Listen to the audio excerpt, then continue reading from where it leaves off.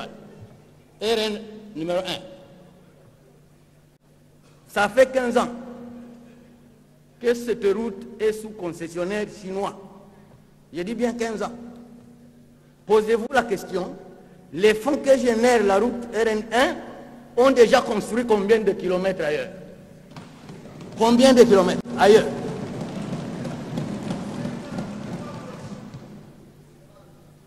Mais au là-bas d'où je viens, la dame, avec les fonds de RN, avec le fonds de Kolwezi, Kasumbalesa, la dame a dévié la route pour aller à Solwezi, à la frontière zambienne. Alors, au nom du président, j'ai suivi attentivement... attire beaucoup de gens. Donnez-moi le temps de terminer mon texte. J'ai suivi attentivement mon jeune frère Lutala Moutiki Trésor. Ah, il est plus jeune que vous. Il parle de la RN2, Bukavu, Mwenga, Kamituga, Kitutu, Kasongo. Mais il a oublié de parler de la RN5. J'ai suivi le ministre d'État, Gisaro, que la route Bukavu-Ouvira est programmée. On doit aller plus loin, jusqu'à Kalemi. On doit aller plus loin, jusqu'à Kalemi. Et pourquoi pas jusqu'à Lubumbashi? Jusqu'à Moba, Lubumbashi. Oui. Alors, le président, je vais parler de la ville de Kinshasa. La ville de Kinshasa est devenue un éléphant mort qui mérite guérison. Et à regarder de fond, la ville province de Kinshasa ne marchera jamais, ne se développera jamais tant qu'elle n'a pas été démembrée. Je propose qu'au lieu de regarder le seul gouverneur de la ville, réfléchissons comment on peut avoir 4 mairies dans la ville de Kinshasa. Réfléchissons comment on peut avoir 4 mairies dans la ville de Kinshasa selon les 4 circonscriptions électorales actuelles. Compter sur un seul individu, nous perdons du temps. Et ces 4 mairies, comment les répartir? Un Mukongo à la tête d'une mairie, un Mungala à la tête d'une mairie, un Mouswahil à la tête d'une mairie et un Moulouba à la tête d'une mairie. Là, honorable président, nous allons vivre la concurrence positive. Alors, je voudrais terminer, président. Attendez. Un instant. J'attends Valentin là-bas dire que c'est contre la Constitution. Comment, pardon? Maintenant, je vais vous poser la question, Valentin. Attendez un instant, je vais vous poser la question. Aujourd'hui, nous avons les conseillers communaux élus par le peuple et des bourgmestres nommés par les ministres de l'Intérieur qui interdisent aux élus du peuple d'accéder. Ça, c'est pour la Constitution. Je lui pose la question maintenant. Allez-y. Il ne faut pas rester sur place, il faut évoluer. Suivons, ce sont des idées qu'il lance. Honorable Itakwira, que personne ne vous intimide, vous êtes au niveau de la réflexion. Votre réflexion ne viole rien parce que vous ne l'imposez à personne. La discussion viendra le moment venu. Ça viendra, président. Allez-y, mon président, frère. Je voudrais terminer. Un collègue a parlé sur le programme PDL 145. Voilà, le président, ce projet a une lourdeur inimaginable. Si ceux qui ont gagné le marché ne sont pas à la hauteur de préfinancer, le PNUD a une machine aussi longue qu'on risque de ne rien réaliser à travers le pays. Je connais le cas de la Mongala. avec la coopérative Soko. C'est Soko qui préfinance et jusqu'à présent, on ne lui paye pas. Donc il faut revoir la procédure de financement des projets PDL 145. J'ai dit et je vous remercie, Président. Merci, honorable Bitakwira. Nous demandons à l'honorable Tade Mabulaou de ARCD Palou et allié de venir prendre la parole. Honorable Tade,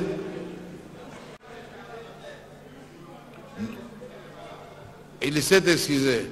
Ok, d'accord, nous passons donc. Vous le remplacez? Avec l'autorisation du président du groupe parlementaire. Ah, c'est vous-même le président. Oui, c'est vous-même le président, je me souviens.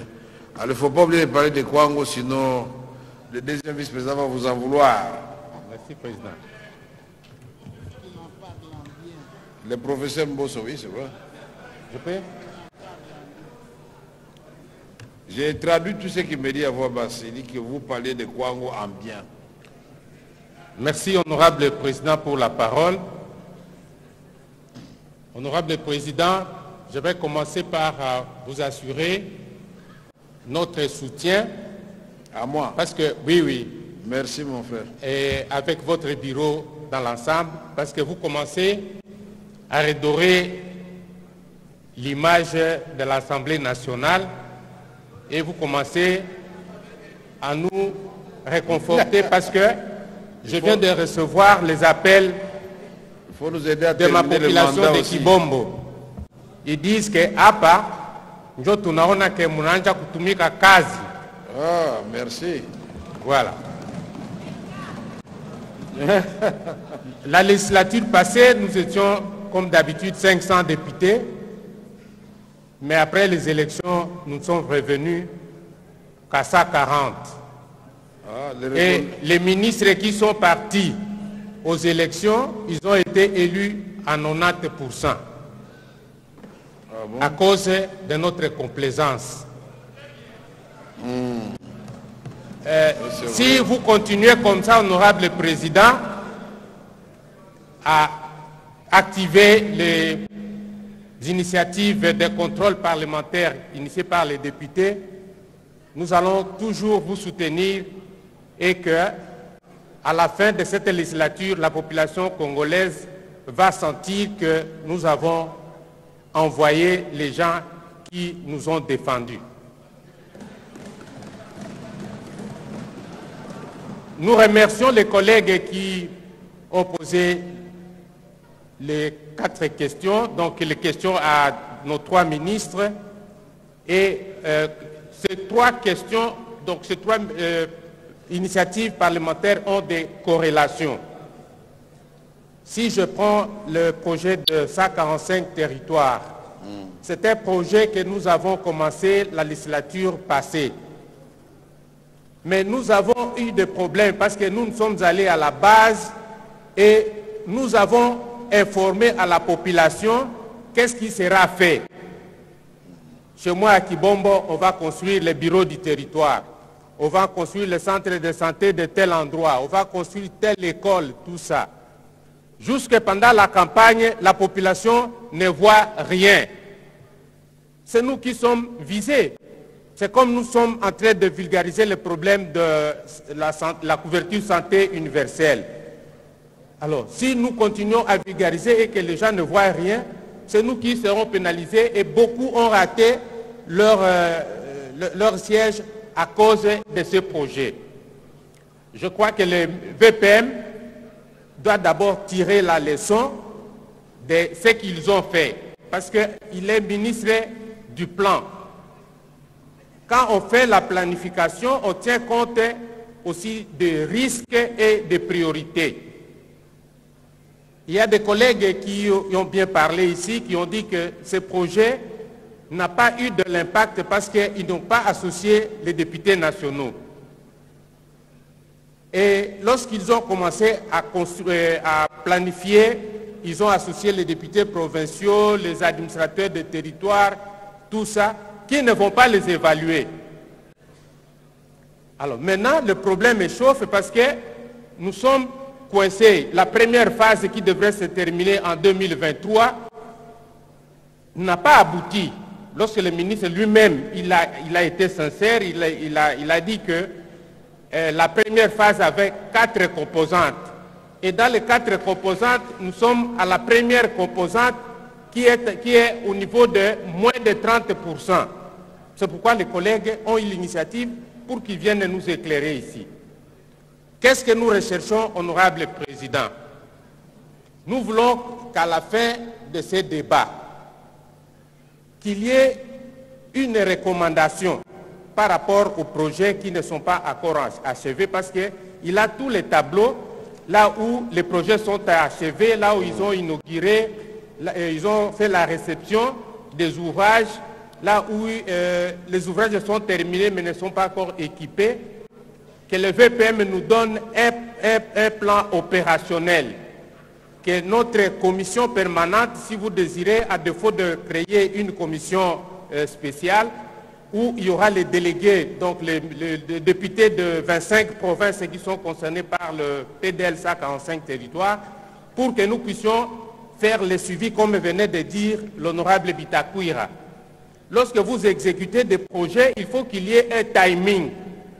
Voyez, les projets qui sont au niveau de la fondation, ils vont s'achever quand? Ceux qui sont au niveau de l'élévation des murs, ainsi de suite.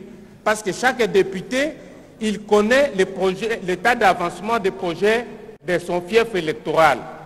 Alors, si vous nous donnez cette opportunité, honorable président, avec le ministre, pour que nous puissions faire le suivi ensemble et sanctionner les entreprises qui ne sont pas à la hauteur d'achever les projets, parce que l'argent est déjà décaissé. Lui-même, il a dit qu'il y a adéquation entre l'exécution physique et le décaissement des fonds.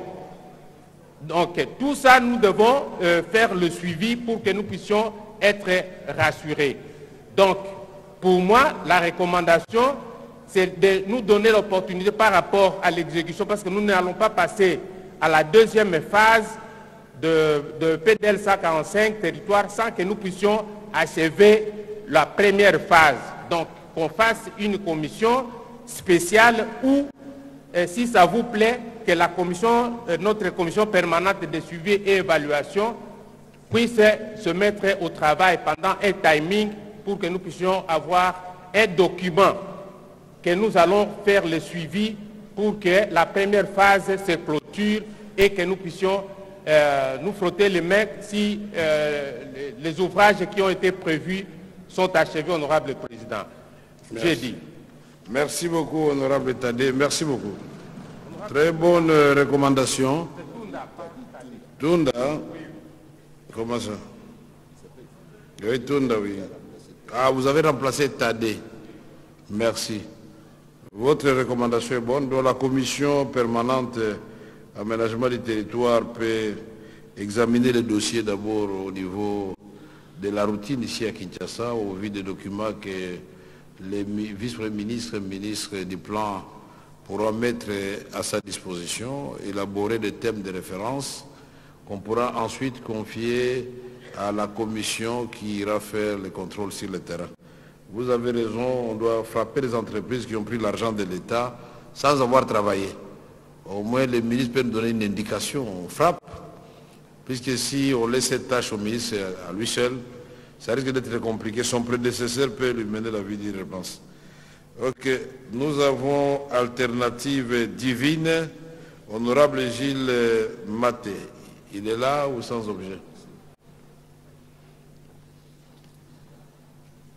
Alternative divine, honorable Gilles Maté. Et le dernier intervenant, ce sera, en ce qui concerne le vice-premier ministre, ministre du plan, ce sera l'honorable Mambou Yannick. Les noms inscrits n'ont plus envoyé de nom. Hein? Donc on va terminer par Yannick. Ok.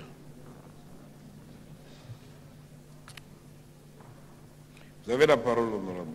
Merci, Président. Honorable Président, honorable membre du bureau,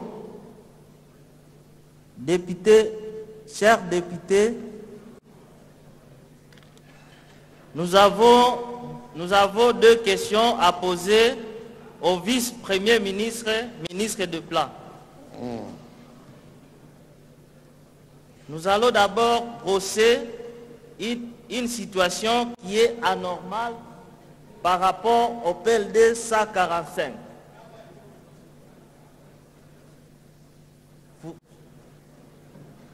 J'ai bien suivi le vice-ministre et ministre de Plan. Vice-premier. Le vice-premier ministre et ministre de Plan nous a dit que dans la province du Nord Kivu, l'entreprise qui a été sous-traitée, c'est la BCECO. Ça, c'est l'agence d'exécution. La BCECO. Et dans le territoire de Beni, notre circonscription électorale, il y a des centres de santé qui ont été construits. Il y a aussi des écoles qui ont été construites. Mais malheureusement, les fournisseurs de matériaux pour la construction de ces écoles et centres de santé, jusqu'à maintenant, toutes leurs factures ne sont pas encore honorées. Et ils accusent la société RSADEC. Alors je voulais savoir, entre BCECO et RSADEC, laquelle est redevable au ministère de Plan? Vous êtes dans les affaires. La deuxième question est de savoir, par rapport au projet 145 territoires, voudriez-vous nous confirmer aujourd'hui que dans le territoire de Beni, toutes les constructions sont finies et les infrastructures sont déjà mises à la disposition des bénéficiaires? Sinon,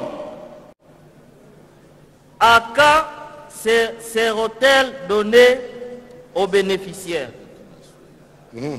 Comme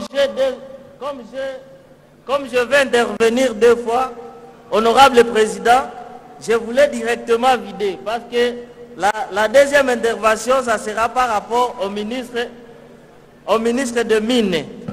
Non, attendez un instant. Oui. Mines. Gilles Maton vous a remplacé par Justin Bandesha. C'est comme ça, non? Bendessa. Donc vous ne parlerez pas des fois, vous avez fini. Merci beaucoup. Merci beaucoup. Bendessa va parler. Vous avez failli me distraire là. Merci beaucoup, Monsieur le Président. Donc vous pouvez regagner votre place puisque vous avez posé des questions intéressantes. Merci beaucoup, Monsieur le Président. Merci. Donc nous avons ainsi terminé avec les questions destinées au vice-premier ministre et ministre du Plan. Nous passons à celles destinées au ministre d'État et Infrastructure. Alors, IDP Tshisekedi Bouchabou Bopé. Bouchabou Bopé, il est là. Ah, il est là. Bouchabou Bopé. Bouchabou Bopé, vous avez la parole.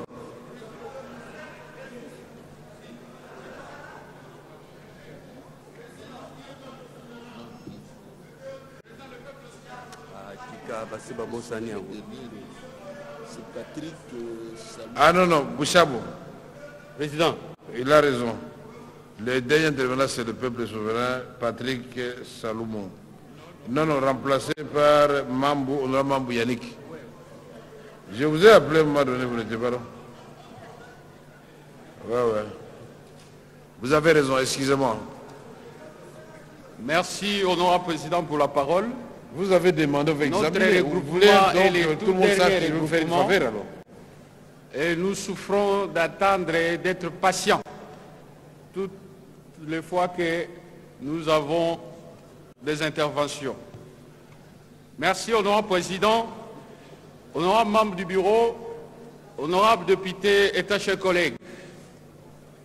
Honorable président, je voudrais demander à Monsieur le vice-premier ministre, ministre du Plan et aide au développement, dans le cadre de la première phase du programme de développement local des 145 territoires, les taux d'exécution annoncés pour la province du Kwango ne correspondent pas à la réalité sur le terrain. Par exemple, Honorable Président, dans les territoires de Kaemba, le taux d'exécution qui est rendu public ici de 68,6% que le vice-premier ministre donne dans ces données, dans ces documents, ne reflète pas la réalité sur le terrain. Où plus de la moitié des travaux restent à réaliser, Honorable Président. Dans les territoires de Kasongolunda, le taux de 64,1% est également sur... Je lui ai répondu, j'ai dit ok. Sur... Vraiment, imaginez, je ne sais pas qu'est-ce que je vais dire là. Il y a nos collègues qui viennent récemment de constater les travaux sur les terrains. Le constat est amer. Honorable Président, dans les territoires de Féchi, on donne 87,4% de taux de réalisation. Mais ma paire ici, nous sommes habitués à rester avec des éléphants blancs dans tous les projets qui sont amorcés dans notre pays. Comment nous allons répondre, nous qui avons bâti campagne pour le président de la République, pour que demain, cette population qui est restée toujours dans la précarité et que cette nouvelle province n'a aucune infrastructure officielle de l'État d'une de ces noms. Et qu'avec l'espoir de ces projets, nous pensions que nous allons pallier à toutes ces difficultés. Mais hélas, nous constatons que nous sommes toujours en train de vivre ce que nous sommes habitués à faire. C'est ça ma paire. Par là, je pose la question à Monsieur le vice-premier ministre, ministre du Plan et de Développement. D'où proviennent ces données qui ne correspondent pas à la réalité sur le terrain? Et quelles mesures envisagez-vous pour rattraper les retards accumulés dans l'exécution de ces programmes dans la province du Kwango précisément? Parce que vous avez vos services, les agences d'exécution, qui nous donnent d'autres éléments. Et vous, dans vos documents, vous nous brandissez aussi d'autres résultats. C'est ça notre crainte. Merci beaucoup. Merci, honorable. Il y a eu 3 ou 4 demandes particulières, donc nous allons donner la parole à l'honorable Inagosi, suivi de André Moussongo, de Mbindoulé, de Abdallah Penembaka, et on va terminer par Jean-Simon Fouti et Kalambanguindo. Ah, vous avez déjà, vous terminez d'abord, venez. Madame Inagosi, excusez-moi. Lui, c'est un... Madame Inagosi, vous pouvez m'excuser puisque lui, c'est un régulier.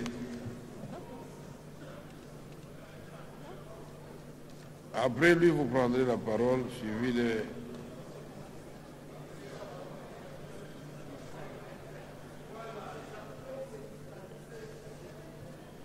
Vous intervenez pour le compte de quel... Merci, honorable président. C'est quel... Je voudrais poser peut-être 2 ou une petite question au ministre d'État, ministre des ITP. Je ne sais pas s'il connaît le dernier pont qu'a traversé le Premier ministre après s'être appréhendé au port Lodi, là où il a été arrêté. Il y a aujourd'hui 64 ans, jour pour jour. S'il ne connaît pas ce pont, je vais le lui dire, ça s'appelle Pont Luchwadi. C'est dans le territoire de Moueka. Le pont est tombé il y a 65 jours. Est-ce que le ministre le sait? Si il ne le sait pas, qu'il le sache.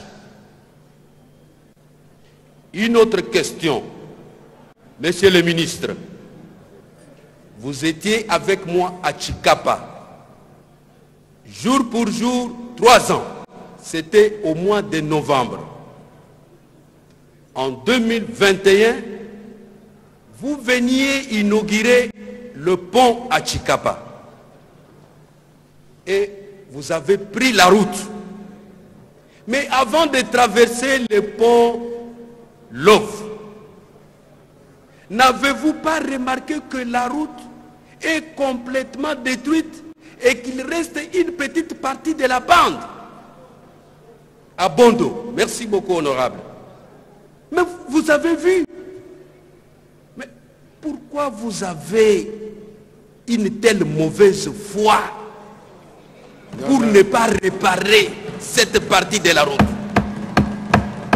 Honorable Président, je voudrais vous renseigner. Honorable, non. Je vous ai dit que je vous donnais la parole à condition que vous restiez respectueux des autres et courtois. Pas question de mauvaise foi. Si vous retirez ça. Il faut retirer la mauvaise foi.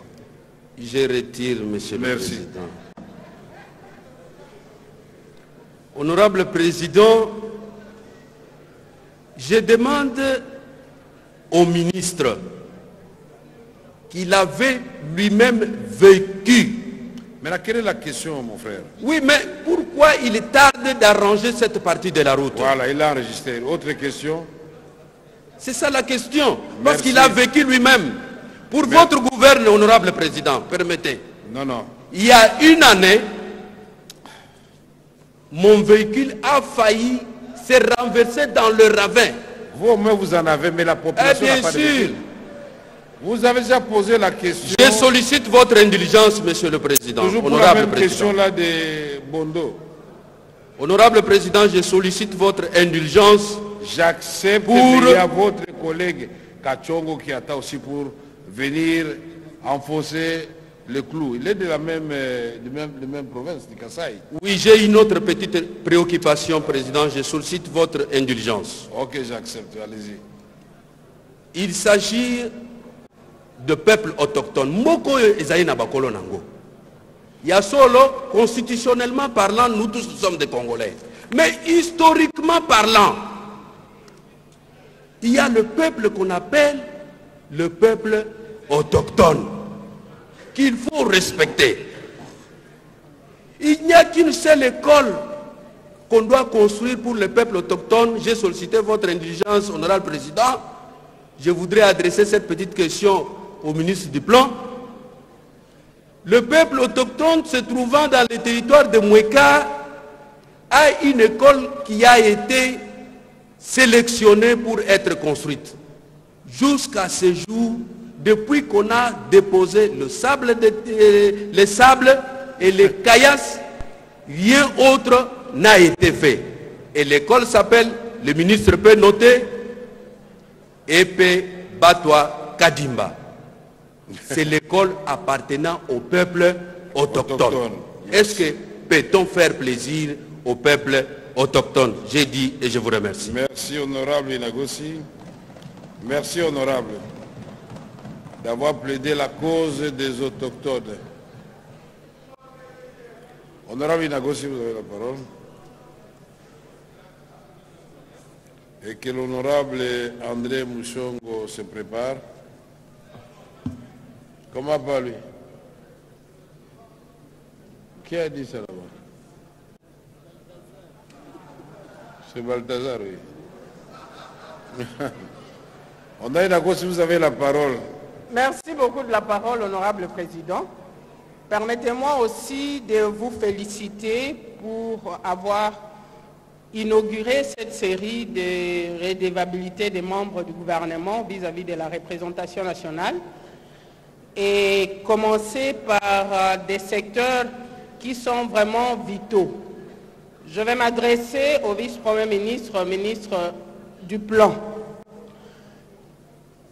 Je voudrais demander à monsieur le vice-premier ministre de disponibiliser la cartographie du projet PDL 145 territoires selon les territoires et vraiment avec le plus de précision possible.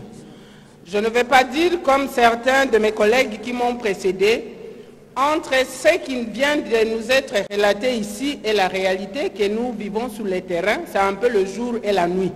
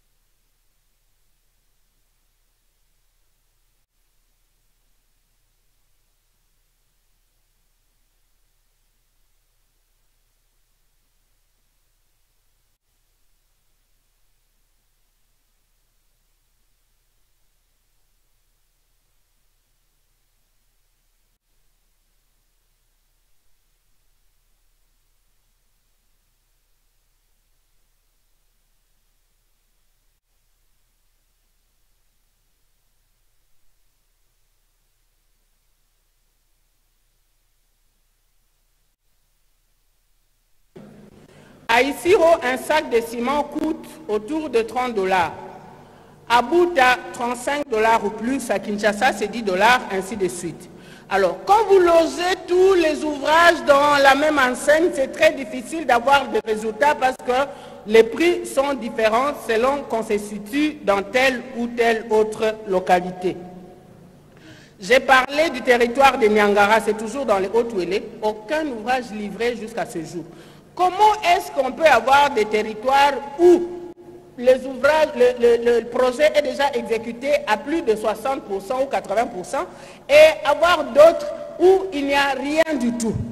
Et de manière générale, je vais terminer par là, je voudrais recommander à monsieur le vice-premier ministre, je vous ai entendu parler du lancement ou de la signature des contrats pour la phase 2. Je voudrais vous recommander de suspendre la signature de nouveaux contrats avant d'effectuer une évaluation de performance de la phase 1. Et aussi, c'est valable pour tous les membres du gouvernement qui sont présents ici et non, quittez un peu vos bureaux climatisés. C'est vrai qu'il y a un confort. Descendez sur le terrain. Nous avons besoin de voir des ministres sur le terrain.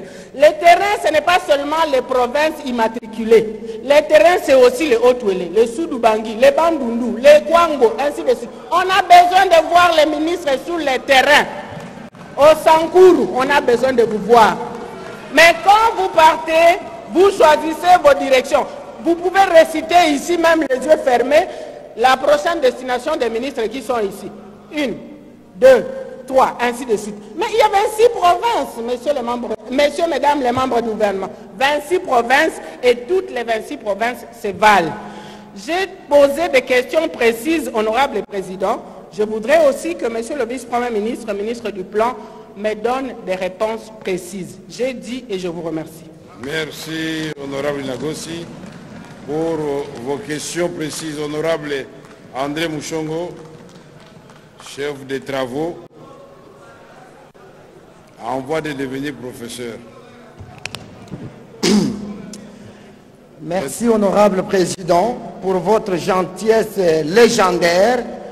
Vous avez vraiment souhaité à ce que la jeunesse que nous représentons ici, au Parlement, que nous puissions prendre parole. Parce que vous n'avez pas encore attendu notre voix. Voilà pourquoi, de prime abord, je vous remercie. Je vous remercie aussi parce que vous avez invité, oui, bien sûr, le vice-premier ministre, ministre du Plan. Lui qui était directeur de cabinet du chef de l'État lors de l'initiative de ces programmes ou de ces projets. Et vous avez entendu ici, honorable président, honorable député, chers collègues, que dans le cadre de l'exécution de ces programmes, il y avait la coordination nationale de suivi de l'exécution de ces programmes. Et cette coordination est assurée ou présidée par le directeur de cabinet du chef de l'État, actuellement le vice-premier ministre du Plan. Et donc, il est mieux placé à nous répondre positivement. Je voudrais aller simplement aux questions, honorable président. Le vice-premier ministre a dit à la représentation nationale que nous sommes, que les raisons qui ont poussé à ce que ces projets puissent connaître les retards, c'est l'insécurité. C'est ce qu'il a dit.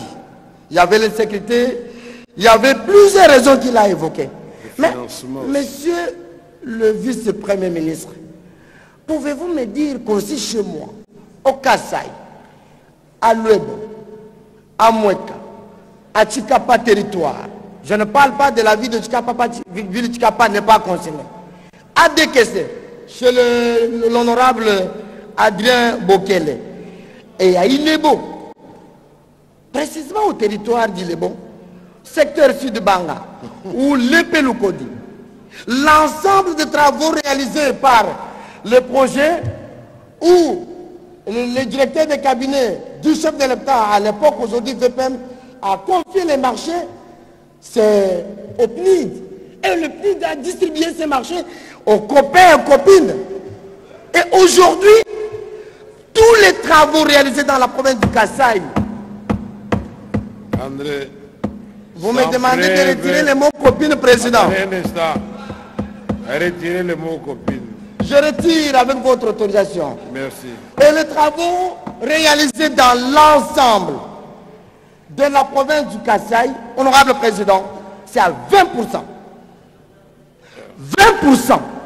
Lorsque nous avons traité, nous avons débattu la loi de finances exercice 2025, mais il y a encore ces mêmes programmes, je me pose la question, est-ce que nous allons continuer à passer à la deuxième phase sans qu'on ait terminé d'abord la première phase? Ma première question, monsieur le vice-premier ministre, est-ce que à Mweka, à Luebo, à Chikapa Kamonia, Dekese Ilebo, les travaux se sont arrêtés aussi à cause de l'insécurité, parce que dans la province du Kasaï, il n'y a pas de l'insécurité. C'est la première question. La deuxième question, honorable président, je la pose toujours au VPM. Après le non-respect du délai des travaux de PDL 145 territoires, particulièrement dans la province du Kasaï, par l'entreprise globale que PNID avait confié la réalisation de ces travaux, qu'est-ce que le VPM en charge du plan peut encore préciser ou fixer la province du Kasaï ou la population de la province du Kasaï le prochain délai de la réalisation de ces travaux? Enfin, l'information, honorable président, je reviens sur ce que mon collègue Antoine Bouchard venait de dire ici. Là où il a parlé, où la route est complètement coupée, c'est la nationale numéro 1. Et donc, même vous, honorable président, que j'inviterai pour que vous puissiez davantage, vous m'avez parlé, vous avez visité Chikapa, Kamonia, Ilebo, Lebo, Dekese, vous n'allez pas partir par avion. C'est par la route. Aujourd'hui, vous n'allez pas passer parce que la route est totalement coupée.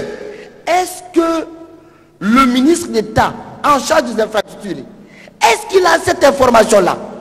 Voilà les deux questions pour qu'il nous réponde. Au cas contraire, les initiateurs de cette question orale avec débat, nous attendons vos conclusions, particulièrement pour le ministre d'État en charge des infrastructures et travaux publics. Lui qui a fait plus de 3 ans. Merci.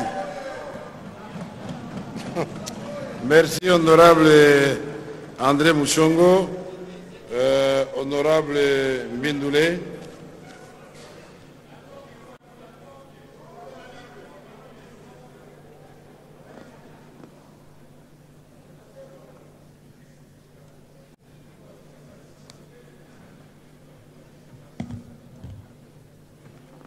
Honorable Mbindoulé, vous avez la parole. Merci, honorable président, de m'avoir accordé la parole. Honorable président, je félicite votre bureau d'avoir permis aux députés de faire les contrôles parlementaires. Parce que les collègues est passé ici pour vous dire ces contrôles nous manquaient. C'est pourquoi je vous félicite. Mais honorable président, ici je veux parler seulement des infrastructures. La question qui concerne l'axe routier Kasindi, Beni, Butembo et Bunagana, Ruchuru, Goma. Vous savez, honorable président, qu'à 2000,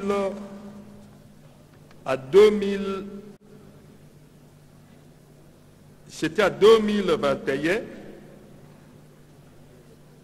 que les chefs de l'État étaient allés à Kasindi pour inaugurer le lancement des travaux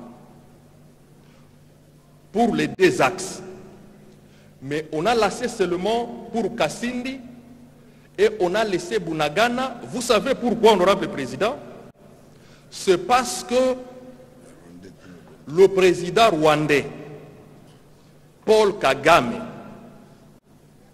avait dit qu'on ne pouvait pas confier les marchés à une société ougandaise, DOT, pour la réhabilitation et l'asphaltage de la route Bunagana-Goma. Nous avions demandé au ministre des Infrastructures ici de commencer les travaux de Bunagana, de lancer les travaux de Kasindi et de Bunagana au même moment. Le ministre avait refusé de commencer, il avait obéi à l'ordre de Kagame de ne pas commencer la route Bunagana-Goma. Honorable Mbindoulé, quand nous n'avons pas de preuves, on ne peut pas le dire. Attendez un instant. Attendez. Nous sommes à l'école ici aussi de la vérité des informations. Quand on a signé l'accord avec l'Ouganda, le gouvernement congolais sur la route de Bunagana, effectivement ça suscitait la colère du Rwanda qui à ce moment-là était en froid avec l'Ouganda. Et vous n'êtes pas sans savoir que quand nous avons prêté serment et après les funérailles de feu Etienne Tshisekedi, nous avons eu une rencontre tripartite. Rwanda, Angola, Kinshasa, j'étais directeur de cabinet. Et le président avait été désigné comme facilitateur de la crise entre le Rwanda et l'Ouganda. Des facilitateurs, nous sommes devenus des agressés. Pourquoi? Parce que quand on a confié cette route-là à Museveni ou à Ouganda, le Rwanda a cru que nous avons fait exprès pour que cette route qui longe leurs frontières, c'était une façon de faire une passe en or à leur adversaire. Mais nous savons que c'est leur jeu là-bas, il n'y avait pas du tout d'adversité. Mais ceci ramené au pauvre ministre d'État Guissaro, ce n'est pas de son niveau ça. Non, ça c'est très grave. Non, mais je vous concède que cette route-là a connu des hésitations à cause de l'intervention du président du Rwanda. Là, vous avez raison. Et à cela, maintenant, dire que c'est le ministre d'État qui est responsable de ça, ça devient trop compliqué, je pense. Pour poursuivre. Merci, honorable président, pour votre précision. Merci. Justement, il y avait des hésitations, mais si on avait laissé les travaux au même moment, parce que l'armée rwandaise allait rencontrer sur le terrain l'armée ougandaise. Parce que ceux qui exécutent les travaux sont gardés par le FARDC et l'UPDF de l'Ouganda. L'hésitation, nous sommes allés voir, demander le ministre pour qui là s'il avait refusé. C'est pourquoi je lui dis qu'il puisse nous dire pourquoi. Voilà. Pourquoi il avait refusé, qu'il vienne se justifier ici. Parce que nous pensions que nous allions faire tête avec les Rwandais et nous avions vu vraiment une complaisance. Maintenant, honorable président, le ministre des ITPR vient de faire au moins 3 ans. 3 ans à ces postes. Est-ce qu'il peut nous donner ce bilan? Parce que si vous prenez, honorable président, la route qui relie Butembo à la ville de Kisangani, avant qu'il soit ministre, nous faisions 2 jours pour quitter Butembo pour Kisangani. Pendant ces 3 ans, nous faisons maintenant 1 mois sur cet axe. Or, il a la mission de construire, d'entretenir, de développer même les ouvrages et les infrastructures dans notre pays. Je veux qu'il me donne le bilan, son bilan. Parce qu'ici, les gens viennent dire, non, voilà, honorable président, le chef de l'État, les chefs de l'État. Les chefs de l'État, on ne peut pas les mêler dans les bilans des ministres parce que l'article 93 est clair. Le ministre est responsable de son département. Je suis contre, honorable président, contre tout ce qui passe ici, dire que non, le chef de l'État, oh la vision du chef de l'État, papa, ici ce n'est pas la vision du chef de l'État. Ici c'est vous le ministre. Le chef de l'État vous a nommé, il vous a donné des responsabilités. La Constitution aussi vous donne la responsabilité du travail. C'est vous ici. Parce qu'honorable président, on peut dispenser les autres ministres, les 2 qui sont là, parce qu'il ne vient de faire que 4 mois. Mais celui qui a fait 3 ans. Moi, je demande, je suggère à l'auteur de cette question de demander, de transformer sa question en motion de s'assise. Pour permettre au ministre des Infrastructures de quitter honorablement le gouvernement. Je dis, je vous remercie. Merci, honorable Mbindoulé. Avant, et honorable député, ça commence à chauffer là dans vos esprits. Honorable député, je voudrais vous demander de lire les règlements intérieurs. Malheureusement, la question orale avec débat ne peut pas se convertir en une motion ou en motion qui suscite le vote ou autre chose. Alors, honorable Abdallah Perembaka, c'est sans objet.